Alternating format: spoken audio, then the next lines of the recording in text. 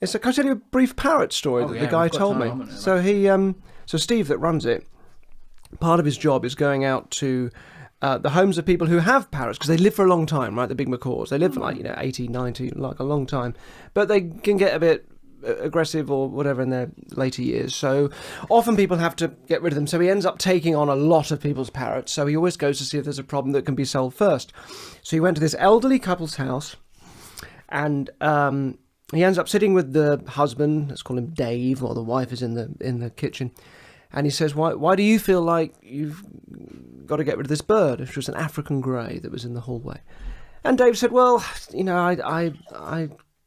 I love the bird a lot, but I think Doris, my wife, is starting to I think her mental health's not what it was, and if I've got to look after them both, it's going to be difficult. And while he's talking, the wife comes in with a cup of tea and gives it, there you go, Dave, and goes out. And he's like, that is the seventh cup of tea she's brought me in the last half hour. I can't be looking after them both, so I think the parrot's going to have to go. So Steve, my friend, is like, okay, well, that's, I understand that. And he wanders into the kitchen to talk to the wife.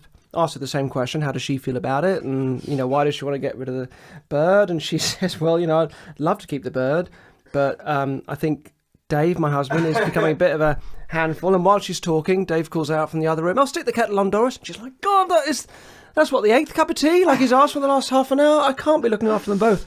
So she makes another cup of tea. And she says, I can't look after them both. It's just going to get too difficult, so we've got to get rid of the bird. And Steve's like, right, feels really caught in the middle now of this dynamic between the two. Leaves the kitchen, walks past the bird in the hallway, and as he walks past, the bird calls out in the husband's voice, stick the kettle on, Doris. So,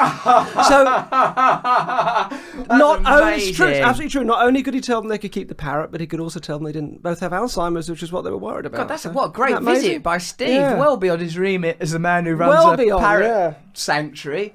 Oh, that's great, isn't it? I'm so glad that I asked. There you go.